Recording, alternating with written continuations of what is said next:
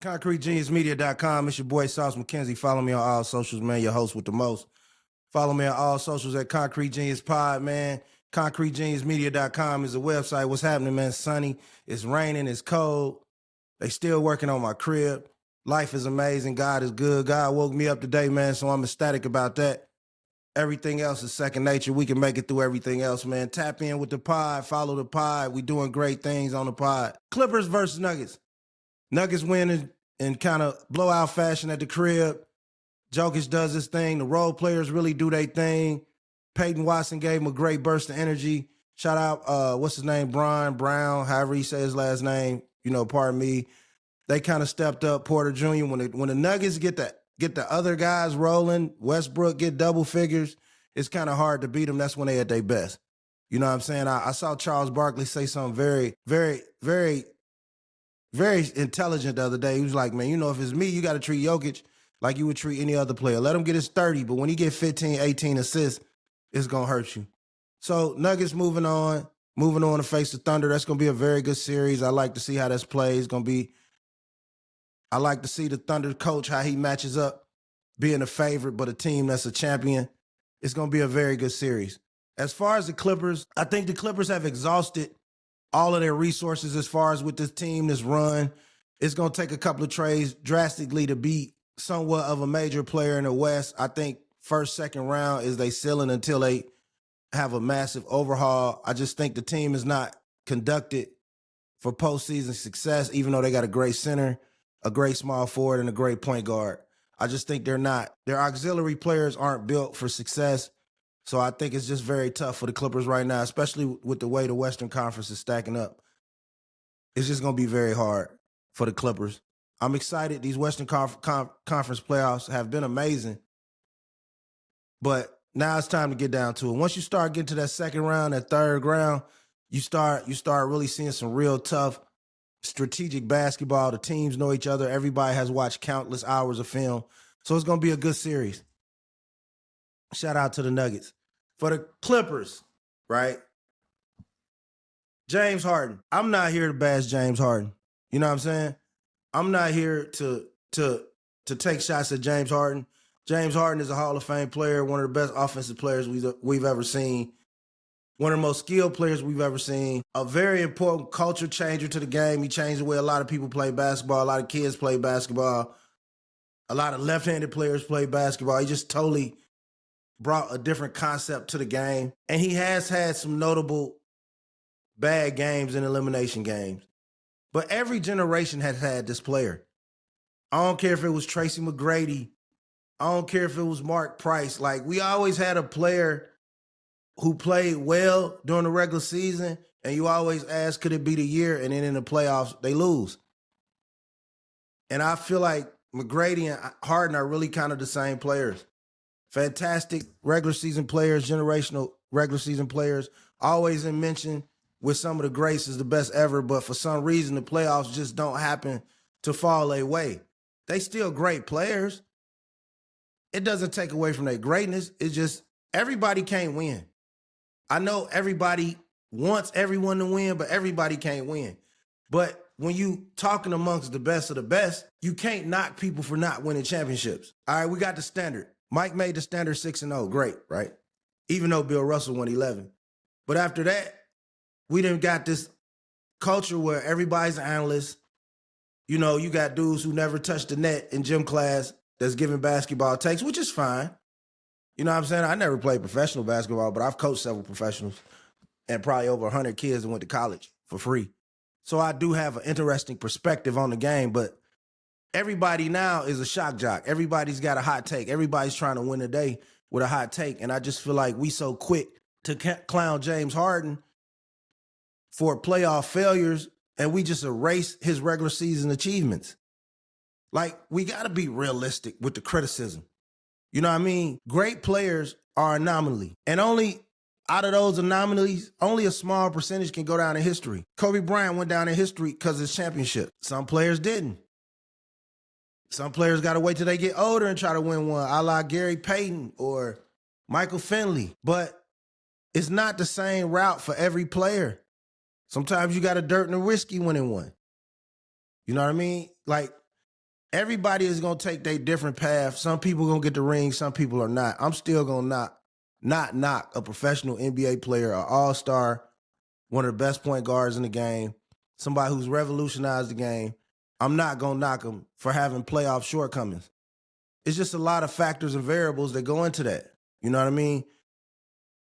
I just think we need rational basketball takes as opposed to, he's a bum, he's a choker, he can't finish, he can't.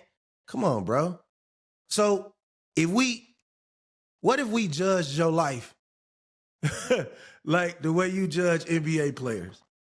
Okay, we got Todd from Missouri. He's 36. He's living in a one-bedroom. The cost of rent is $1,300. This is a very, very high crime area. Let's look at some of Tom's stats. Tom smokes cigarettes.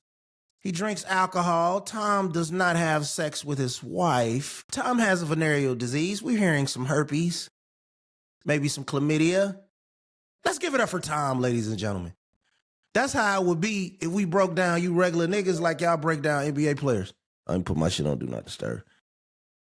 Because at the end of the day, right, everybody's got shortcomings. Everybody's got highlights, right? And everybody will not reach the pinnacle of their generation. So we gotta relax, man. I don't care if it's Harden. I don't care if it's Bron. I don't care if it's Cole. Because what happens with what pisses me off with you NBA nerds is y'all always move the goalposts. You see what I'm saying? You know, you want to say Harden in the club, other players in the club. Iverson was in the club. Jordan was in the club. You knock Harden for not winning, but then you love Iverson. You see what I'm saying? You love Tracy McGrady for not winning, but then you hate Harden. You see what I'm saying? Like, everybody always moves the goalposts. You see what I'm saying? Like, we give Wayne tremendous credit for the championship he won, but we never bring up his championship losses. But we bring up LeBron's. So the goalpost has moved. And like I said, we start scrutinizing you niggas. Okay, we've got today's matchup is a fat nigger on Twitter. He's 340 pounds. He's 27 years old. He's 5'8". He has a 58-inch wingspan, size 9 shoes. He lives with his grandmother in the house his grandmother's mother died in. And right now he's on the internet. Versus, we have Todd from Massachusetts.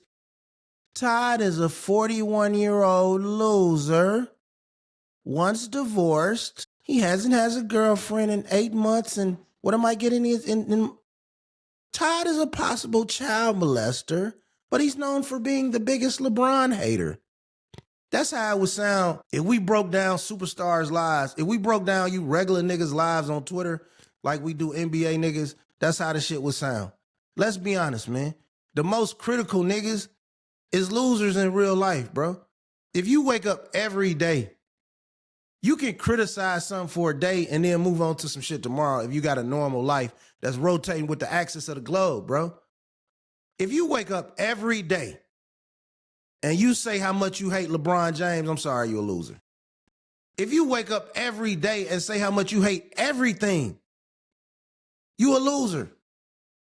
It's got to be some brightness in your life, bro, that can say, okay, well, you know what? I hated this Friday, but today is Saturday. Me and my woman going out. We going to the car wash. We going to brunch. I ain't got time to talk about that today. And that's the thing about the internet. It giveth and it taketh away. See, the internet will connect you with some amazing people from all over the country. Man, this nigga is cool. Let me give him some advice. Oh, homegirl's cool. We can make some money together. She can design my graphics. I can do his web paging. I can do his coding. So we getting brought together by the internet. So it allows you to outgrow what may have been circumstances you couldn't get out of 30 years ago. Beautiful side of the internet. But the bad side of the internet is it gives a voice to people who spew nothing but hate, can play victim or not. That's the bad side of the internet to me. ConcreteGeniusMedia.com. Follow me on all socials. Get a copy of my book, The Game Changer. 8 tips for man to find peace. You rock it with the best man, Sauce Mackenzie. I appreciate you. Pardon me, you know. But yeah, man, the internet just got niggas crazy. And another thing too, right? And I don't want to get off script because I got a script, but a lot of you niggas, right, just get loud with no merit. I'm old enough to remember before the internet, you know, you had to have some type of resume with your shit talking. Like you had to have a Carfax with your shit talking. Like you couldn't just get up and dog out women without having no history of having hundreds and hundreds of women.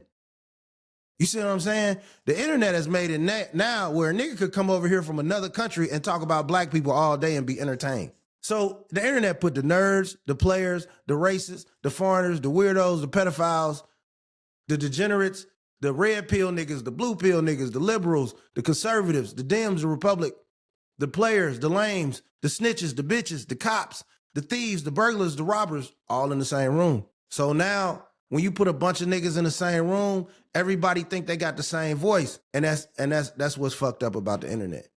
And this is the only country, right? This is why America's a great country. America's the only country where a foreign nigga can come over here and talk about everything except but where the fuck he from and make money.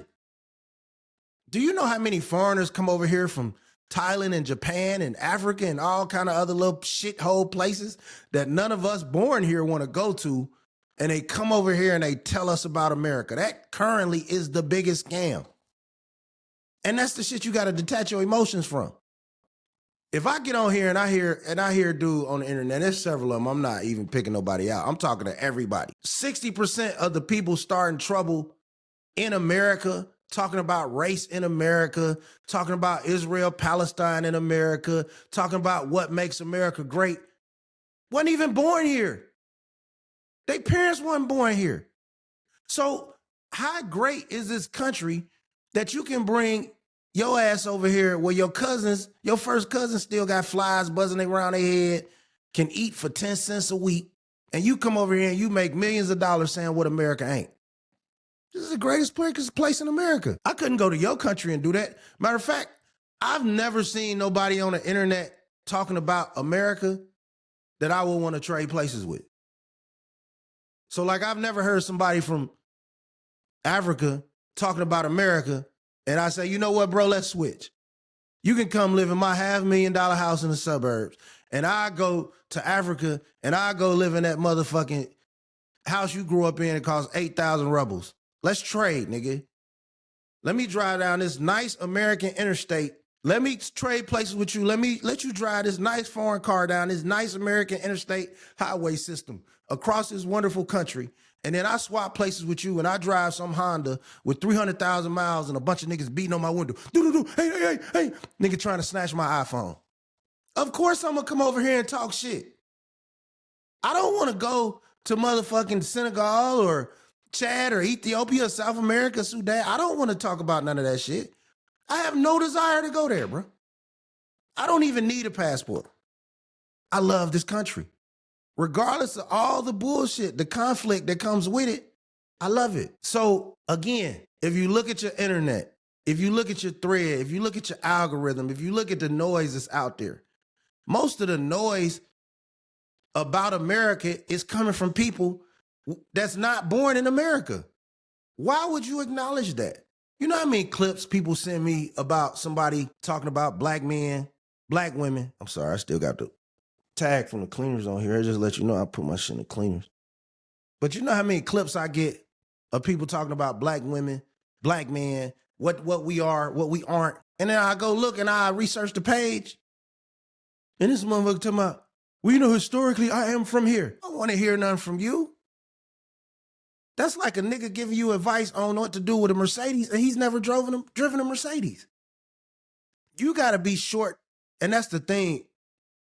Americans are so, and I say us, we're so quick to ready to jump at some shit. Who you talking to? You talking about me? I hope this nigga ain't talking. So we so reactionary. We so conflict-based and reactionary that we've allowed ourselves to be tricked by some foreign motherfuckers just coming over here talking shit, bro. Listen, I think, like I'll give you an example, Candace Owens. Candace Owens is a very intelligent woman. She says some very intelligent things. But If somebody's born in the Caribbean, I would never allow them to have an opinion that made me mad. Like, if you notice, the majority of black people that knock or criticize black Americans are people that weren't even born in America. And you never hear these people criticize their homeland. It's a great hustle, by the way. You know, foreign niggas are the best scammers because they raised off survival. Anybody raised off survival is going to be very, very methodical in how they survive because it's survival. Americans, some of us, I was raised off survival, but some of us aren't raised off survival. So you got guys coming in these countries that know their homeland is war-torn, been eating cow dookie all their whole life. Motherfuckers been in the cold in Russia, in Asia, in the middle of Asia somewhere. So if you some ugly ass nigga from the Philippines, why wouldn't you get on American internet and start racial tension? It's your life. So the algorithm is filled with unnecessary race baiting. Does America have a problem sometimes between black Americans and white Americans? Of course we do. We probably always will. But it's never magnified to the point that we've allowed these foreign rabble-rousers and instigators to make us believe it is. And that is where the moderate IQ, the high IQ, and the low IQ Americans are separated. Because the low IQ American that's white is going to be incited by a foreign-born person trying to incite their whiteness. It's a trick. It's a trap. They stupid. Just like a low IQ black person would let a foreign-born person agitate their blackness. Man, you know the first thing I do when I see somebody post something that's racially biased in one direction or another, I go straight to their page. I go straight to their media. If a person doesn't have a selfie or a picture of themselves doing something or a video of themselves in the first 3, 4, 5 media clicks, I know they a bot. I know they a imposter. I know they don't look like how they say. They probably not black. They probably some African or some foreigner trying to get in American business. American business is what's popping. All the business is over here. So why would you let some niggas born in mud huts or born over landmines in Asia somewhere or born in fucking Russia, Germany, or Denmark get you excited about race relations? Race relations are an American issue, a generationally invested American issue. I will debate race, argue race, talk race with any black or white person in America as long as your great-grandparents was born in America. I do not want to discuss race with you or hear you inciting racial tension and you not from here. That's ridiculous. I ignore you. That's like a nerd saying, you know what? I'm having a party. I'm renting a house. Go ahead, nerd. I don't want to be there. Oh, you think you cooler than me. I'm better than you. You got it, nerd. Why would I respond to anything or anybody not from America? It's idiotic. And everyone has the right to free speech. I'm very, very solidified in my posture to say that anybody in America has the right to say what they want. Now, we all don't have the same consequences, but you got the right to say what they want. So the people that spewing hate that's not black, I look at it as a hustle. And the hustle is lassoing other stupid motherfuckers with no identity and no security to give them something to feel good about themselves. Because see, what happens in America is it's usually a game what I call blame the blacks. You feeling like shit. You wearing the same dirty ass shoes every day. You probably driving an Uber and a Lyft and a DoorDash or something. You from some bullshit ass mud hut country in Africa, South America, Asia, some fucking where. So you want to feel good about yourself. So let's blame these niggas that was slaves. Let's kick the niggas that's always been kicked so you can feel better about yourself. But what I say to you is this. If you're from another country and you had to decide, I'm going to leave all my family here and go here, you probably should shut the fuck up. That means your country is trash, nigga. Because I've been in America a long time. I've had a lot of pain, a lot of heartbreak. But I've never said, you know what? It's so bad here. I'm going to leave my country and go to Ethiopia. I'm going to leave here and go to Nigeria. I'm going to leave here and go to fucking Ecuador. I'm going to leave here and go to the Philippines. I'm going to leave here and go to Russia. I'm going to leave here and go to China. I'm going to leave here and go to North Korea. It ain't happening. So we as Americans, especially Black Americans, we hold the golden ticket. See, I learned at an early age because I'm a fly nigga. I was a fly nigga in the Black community, not in the racially ambiguous community when it was just really niggas and you had to really be a fly nigga to be outside and be that nigga. That was me. So I learned at an early age that if you the topic of discussion, it's because you that shit, bro. Like a nigga ain't gonna be, you don't have to respond to a nigga that's talking about you, bro. If your life is really good, you don't have enough time in a day to get mad about what a nigga said on the internet. I don't even know these niggas, bro. And then if you see niggas in real life, niggas be 5'7". Niggas be having hair replacements. Like niggas be nerds. So nerds gotta attack who they think cool. You never seen Black people bully nerds. For what? Unless you a nerd trying to play cool. Most Black people compassionate because we know we confident in our individual strength. We confident in our individual survival. We confident in who we are. So we're kind, compassionate people. Now, of course, we act ignorant, but white people act ignorant. Mexicans act ignorant. Chinese act ignorant. Asians act ignorant. Everybody has gangbangers. Just for some of y'all that don't know, some of y'all be using shit like Jamal and Shaquisha.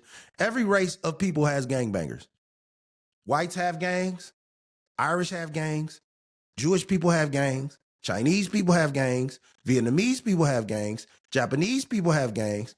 Philippine people have gangs. Samoan people have gangs.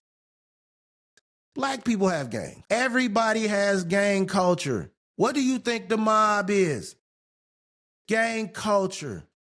Everybody has participated in drive-bys and senseless murders and kidnappings and embezzlements and thievery. And where you think niggas learn how to be gangsters from?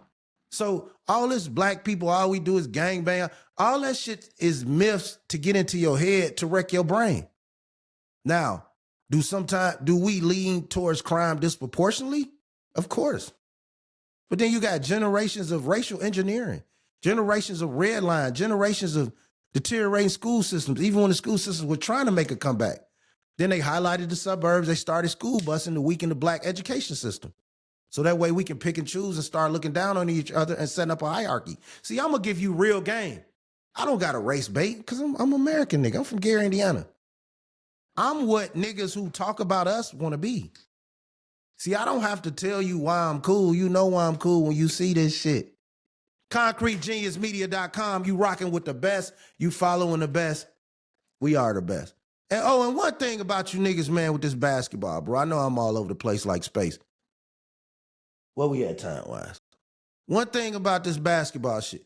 I need you niggas to stop with this lie right here talking about how weak the East was when LeBron got there. Stop confusing championships with conference dominance. Do you know when the East was weak?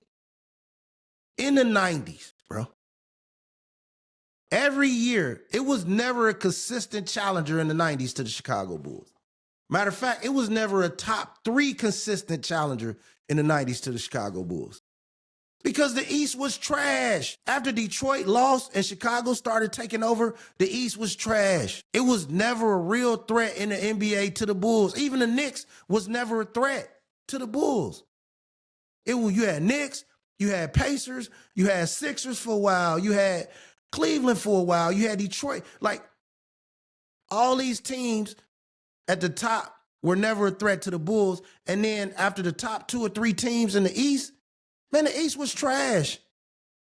The 6, 7, 8 team in the Eastern Conference playoffs in the 90s hardly ever won a game, bro. So, of course, the Bulls dominated because they're the best team, not to take away from the Bulls dynasty. But so all of a sudden, the year Michael Jordan left, is that when we start saying the East was trash? The East been trash. Since Boston and the Pistons stopped going at it and Dr. J and them retired, the Eastern Conference has always had less star power than the West from top to bottom. But let's not act like we ain't had stretches where the West was trash. Nigga, you don't think the Vancouver years, Vancouver and Minnesota were horrible, Kevin Love years, the West wasn't trash? You got good teams and bad teams. And there's too many of you niggas that study basketball and don't live basketball. And that's another problem with you nerds.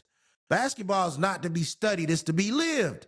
I don't care what kind of encyclopedia you archive, how much film you watch. We can always tell the difference between those who live through it and those who study it. Too many of you try to study basketball.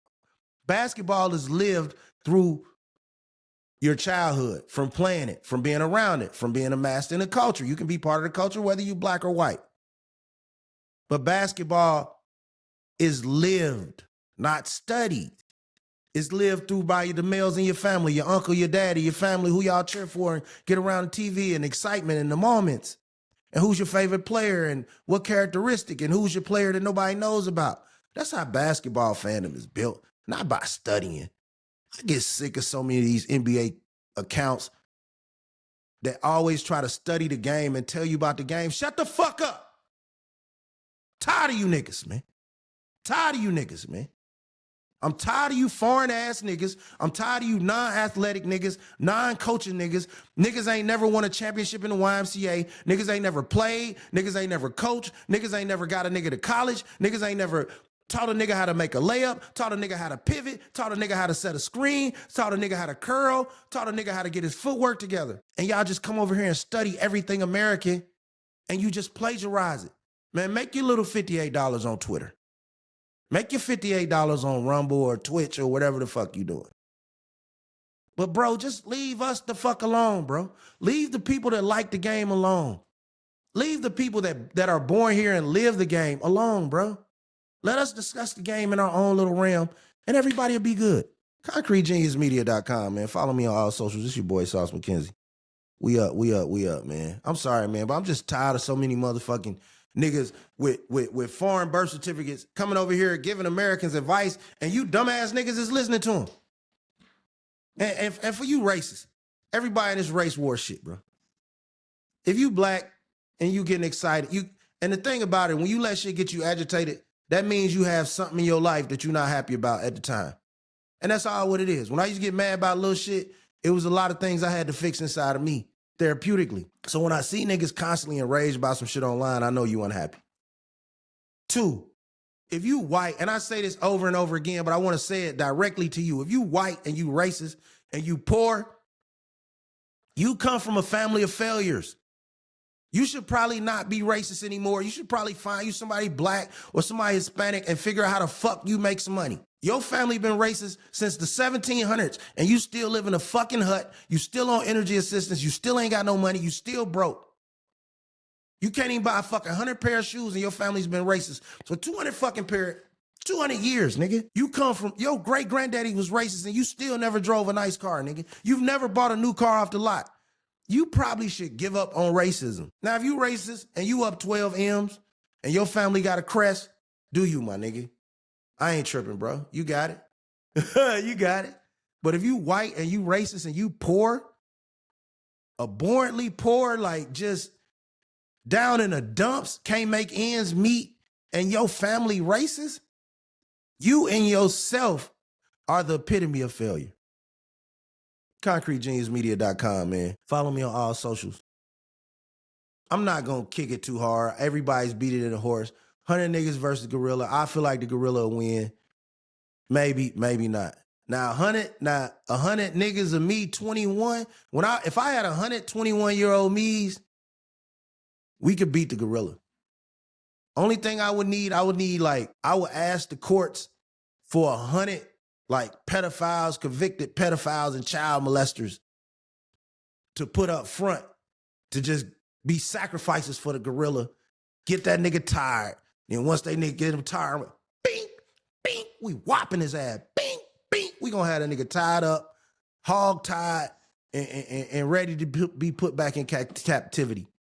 But the only way I can beat the gorilla, because I could just take 50 20-year-old me's and beat the gorilla. Matter of fact, give me 20, 21-year-old me's.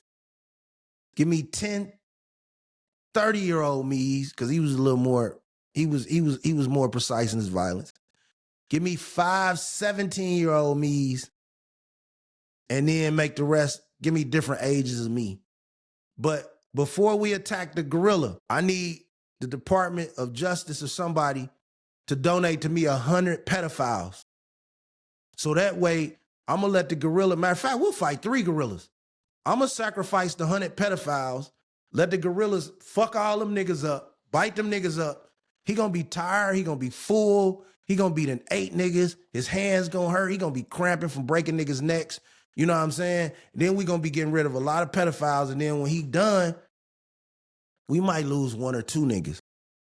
But by then, you know, nigga take his belt off, choke the nigga, you know what I'm saying? You kick the nigga, stab him, you know what I'm saying? Like, he wore down by then. But I don't think nobody can beat the nigga. You gotta have some crash dummies. And instead of like figuring out all these crash dummies, these fast people and these people that ain't never done nothing, let's just use every child molester and sex offender as a crash dummy to the gorilla. Get the gorilla tired. And then I'm gonna come in there and I'm gonna beat the goddamn shit out of him. I'm gonna beat the shit out of him. But he's gonna have to get tired. We gonna use a gorilla to kill 100 pedophiles. After he kill 100 pedophiles, then I'm gonna beat up the gorilla. And I had us thinking, right? I seen somebody ask, could you beat your old version of yourself? And I am in great shape for a nigga born in the 70s. I'm in tremendous shape. I jump rope every day. I work out every day. I lift with dumbbells. I lift with flyweights. I lift with everything. Hold on, man, 1 second. ConcreteGeniusMedia.com. Yeah, man. So, this is what I was saying, right? I'm in great shape for a nigga born in the 70s. Tremendous shape. I would say I'm probably in the top 12 to 15 percentile. You know, you got the niggas running marathons and all that shit. You got the MMA niggas. But then right up under that is me, right? I'm in tremendous shape. I hit the bag every day. I box. I kick. My legs work good. You know what I'm saying? I stretch every day. I jump rope every day. I do sit-ups. I do push-ups. Like, I'm in great shape. Most dudes within 5 years younger than me or older than me, I probably can beat the shit out of 95% of them, right? 21-year-old me would have beat the shit out of me. That nigga was dangerous. 21, 25, 30-year-old me, that's the big dog. 17-year-old me, he was dangerous and he was vicious, but he didn't know what he didn't know. 21-year-old me was a hardened, dangerous motherfucker. I'm going to give you an example, right? I know everybody talk about the gorilla shit and it's cool, but me and 3 other niggas, bro, might have been 4 of us, 5 or 4 other niggas, right? It was me, I'm from Indiana. It was 2 dudes from College Park. It was a dude from Decatur, and it was from Zone 6 in Decatur, and it was a dude from Zone 3. We ran in a room together. This is documented. We ran in a room together and probably beat up 45 niggas. I know that shit sound crazy, right? But 21, 19, 20-year-old me, I was kind of vicious. A couple other niggas with some nice-sized niggas. The little niggas, them little niggas that can fight like a motherfucker. A couple of them. And then just a big meathead powerhouse nigga. And these dudes was talking shit. And so we was in jail. These dudes was talking shit, right? And we was in the cell for all the niggas that kept getting in trouble. And all these dudes in the holding tank was talking shit. Just talking reckless. Fuck you niggas. I'm going out here and fuck you, bitch. I kill one of you niggas. You niggas ain't hard. Just talking, right? And usually we can't ever get to these niggas. Bro, we coming from rec. All 5 of us. And we see them niggas sitting in the chapel. Still talking shit. But not as much. Nah, just a couple of them. I'm like, hey, y'all. On 3, I'm going in here and I'm finna start swinging on niggas.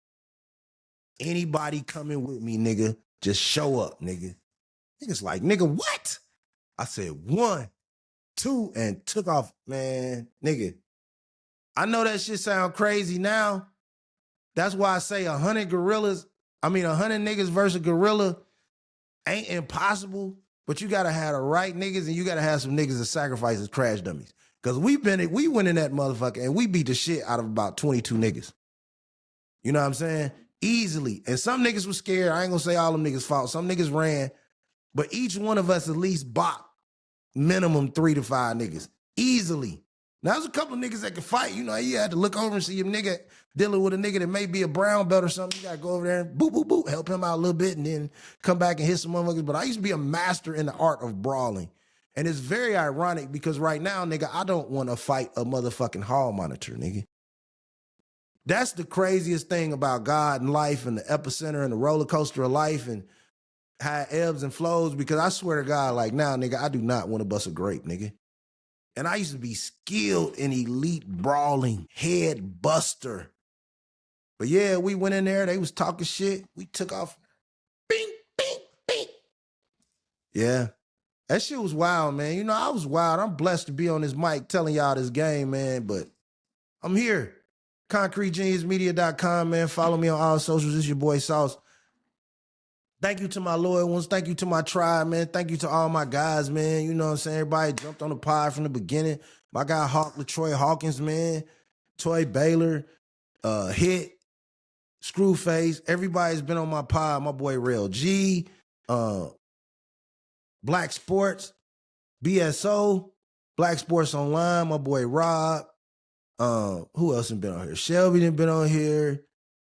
Man, I interviewed so many people. My nigga Dame, my little nephew Gavin. Like, so a lot of people have been here with me to interview, and I get requests for a lot of interviews, and I'm gonna be doing a lot more soon. But to me, interviews got my nigga Jody McFly. Can't forget Jody.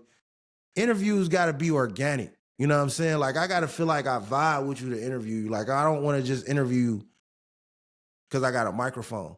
Just like topics. I don't want to talk on every topic because I got a microphone. But yeah, after I finish this school year, because I'm retiring from work this year, man, I'm tired of acting like I don't have to retire. I mean, I'm not able to retire, so I'm retiring from work. I'm retiring. I'm ready to just pod full time. I get enough money from the pod. I've made enough money in my life. I'm tired of working every day. This is going to be my job from here on out. So I'm blessed. You know what I'm saying? I got cribs, I got cars, I got everything a nigga need to survive, to live.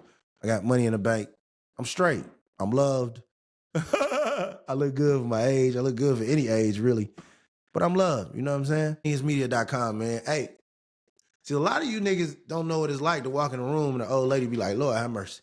You get that shit any generation, nigga. 18 to 80, blind, crippling, crazy, but no shining sharp, nigga. Ain't no shining sharp around this motherfucker, nigga. Straight up. I respect niggas' kinks. I ain't gonna kink shame, nigga, but I just feel like, bro, if you a nigga get OnlyFans, you a loser ass nigga, bro. I don't care how horny you is. It could be a woman to give you what you want, bro. And I say it again. I said it before and I say it again. It's no bigger come up for foreign, white, racially ambiguous women than it is dumb nigga athletes. It's the biggest generational game changer in the world. We give away all our DNA, all the magic that God give us, the wealth we accumulated by all the training just to get old and grown and go out like Shannon Sharp. And now you can get in a lawsuit with a white girl born in 2004, nigga. 2000, whatever. You come from a dirt road, nigga, with no plumbing. You giving away your wealth. All you niggas, man. You know what I'm saying? Like you know, I'm a Kobe Bryant fan. I feel like he was a killer on the court, nigga. But ain't no way, nigga, his Mexican mother-in-law should be eating better than his own mama, nigga. I'm sorry. These are conversations that had to be had, nigga.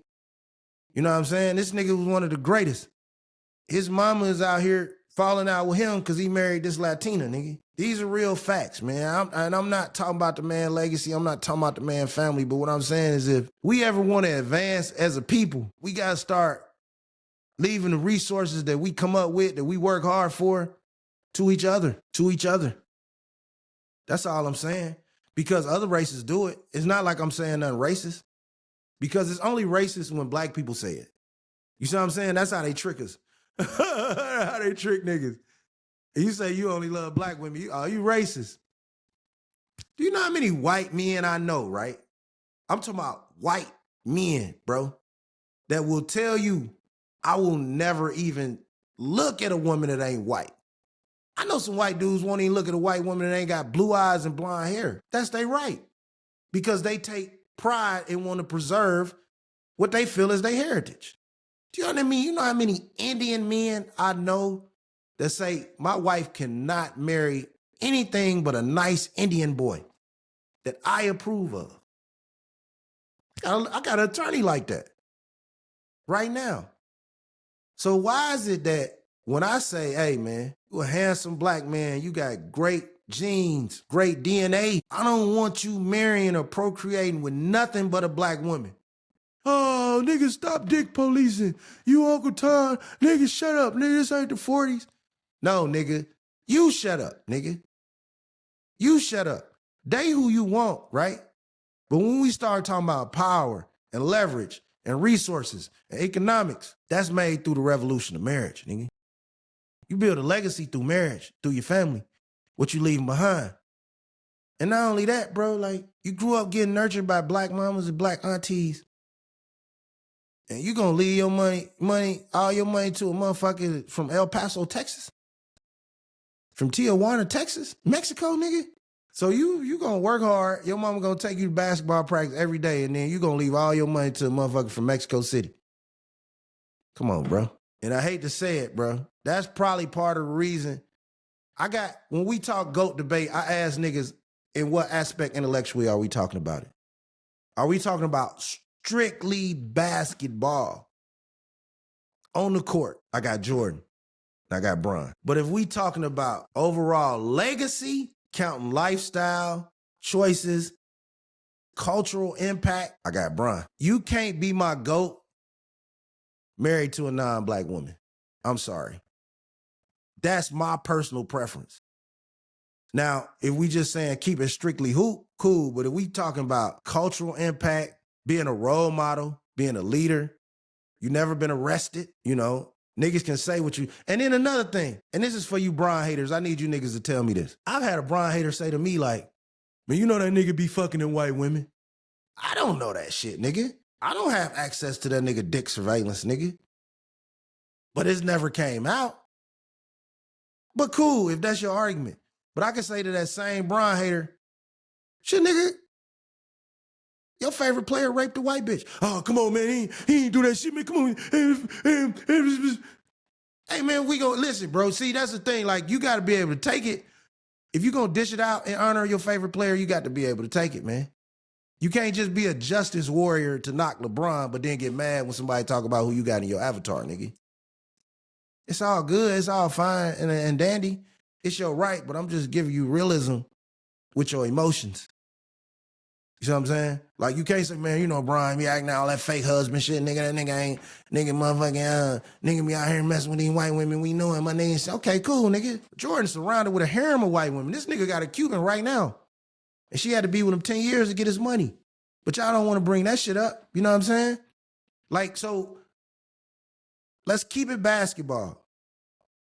Let's keep it emotionless and keep it mature, and then that way nobody had to get mad.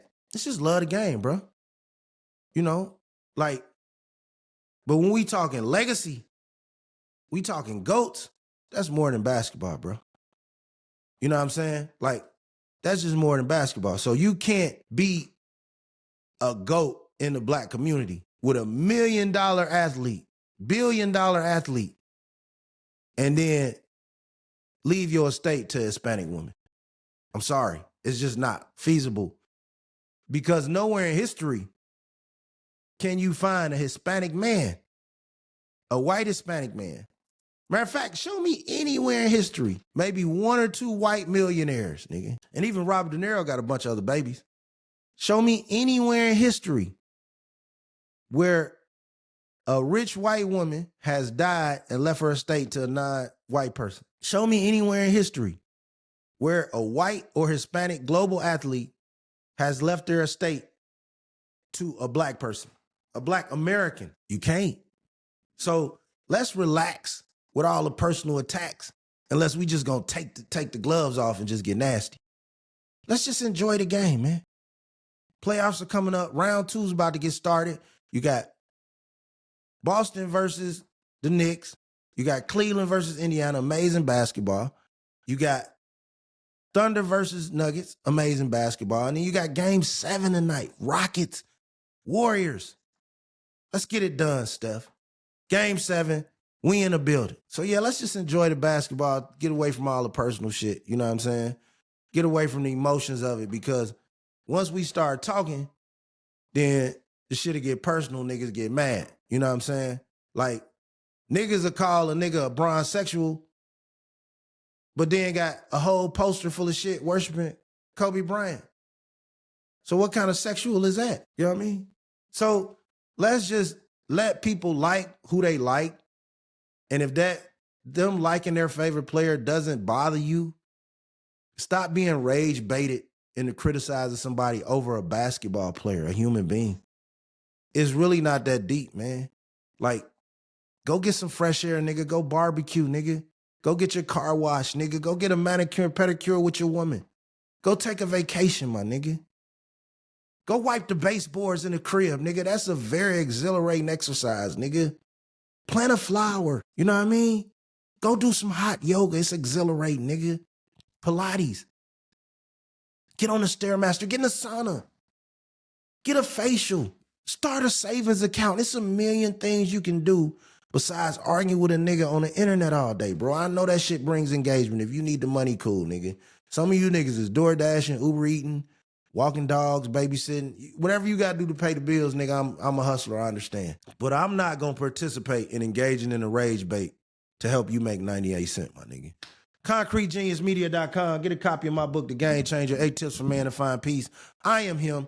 He is me. We is us, nigga. Real niggas only. Real conversation only. If it hurts your feelings, I'm sorry that your feelings got hurt over something stupid because you a weak ass nigga. ConcreteGeniusMedia.com. Follow me on all socials. Life is love. Love is life. Hug somebody, man. Peace. We out, niggas. Nose snotting this shit. I gave y'all a pie in my nose. Gave y'all a pie, nigga. Yeah, it's cold outside. Nose running. Y'all welcome, man. Cherish this shit.